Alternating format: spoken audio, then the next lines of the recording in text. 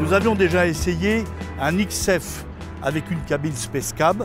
C'était l'édition 2015. Cette fois-ci, c'est un 510 chevaux avec une cabine Super Space Cab que nous allons essayer avec un relevé de consommation.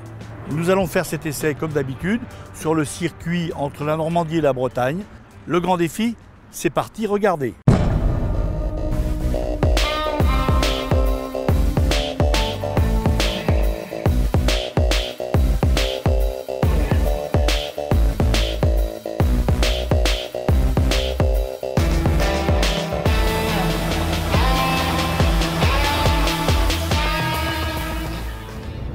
Jean-François, tu es monté dans ce camion.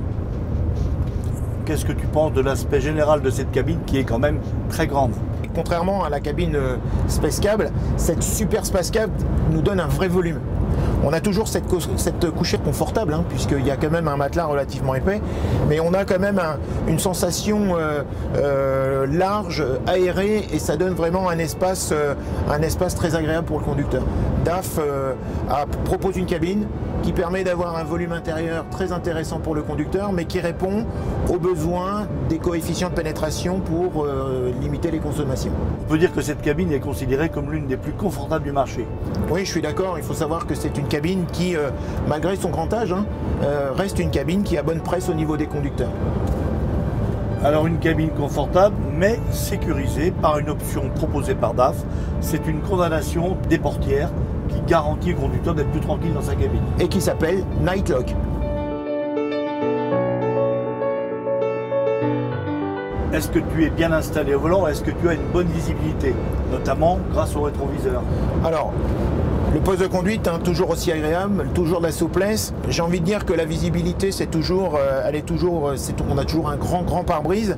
Alors, DAF a quand même amélioré les choses, notamment au niveau des angles morts. Certes, il y a toujours ce pavé de rétroviseur, mais l'écartement là nous permet quand même malgré tout d'avoir une certaine visibilité.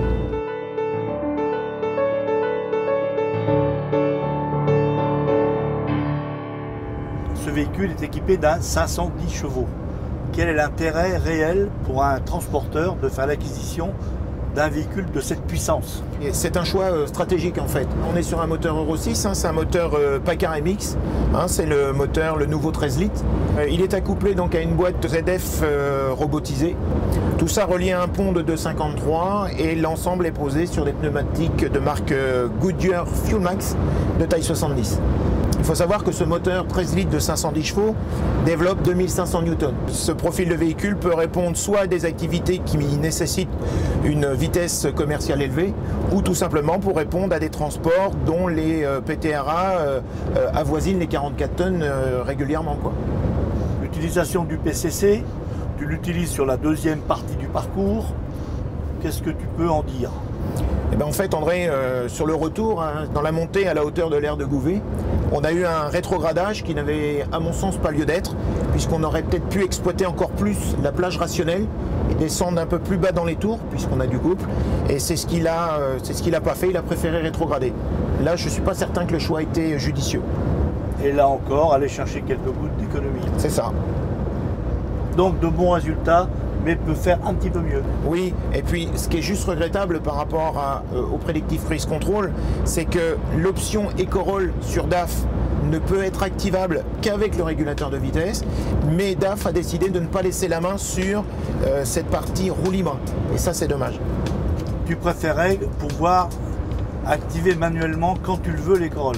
Je pense qu'un conducteur impliqué peut aller chercher des résultats de consommation, là aussi avec l'Eco-Roll s'il en a la main. Alors, j'ai remarqué quelque chose de particulier sur ce camion, c'est qu'il y a deux commandes de ralentisseur, une au volant et une au pied. Alors en fait, le ralentisseur qui se trouve à la hauteur du pied gauche, c'est tout simplement le frein MX. Le frein MX, c'est le frein qui agit seulement sur le moteur. La commande qui se trouve à droite du volant, c'est un ralentisseur hydraulique Intarder de marque ZF qui lui permet tout simplement de ralentir le véhicule en agissant sur la transmission. C'est un ralentisseur additionnel en fait.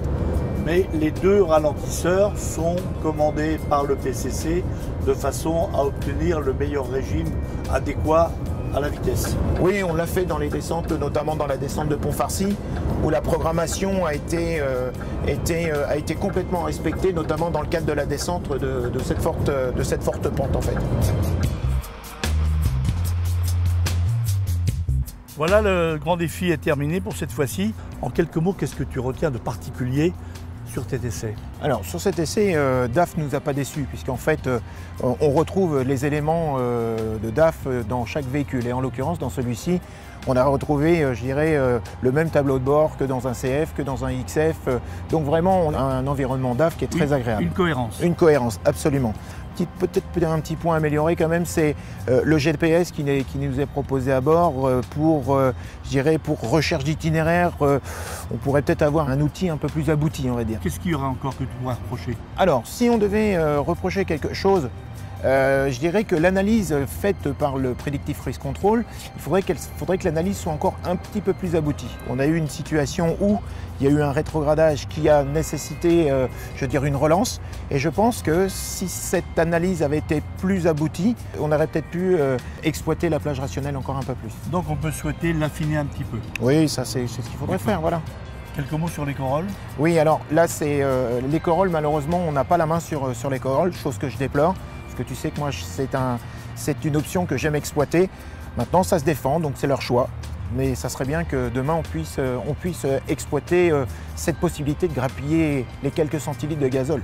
Néanmoins, les corolles présents sur le système a apporté une contribution importante à la consommation de carburant, absolument. À la non-consommation de carburant. Absolument. Et au niveau des résultats? Alors, au niveau des résultats, André, sur notre parcours de 344 km, la consommation moyenne de ce véhicule est de 31 litres 96, consommation respectable. On a une vitesse commerciale de 79 km/h de moyenne, on va dire, 79,41 pour être précis, et on a remis un volume de 3,5 litres d'AdBlue.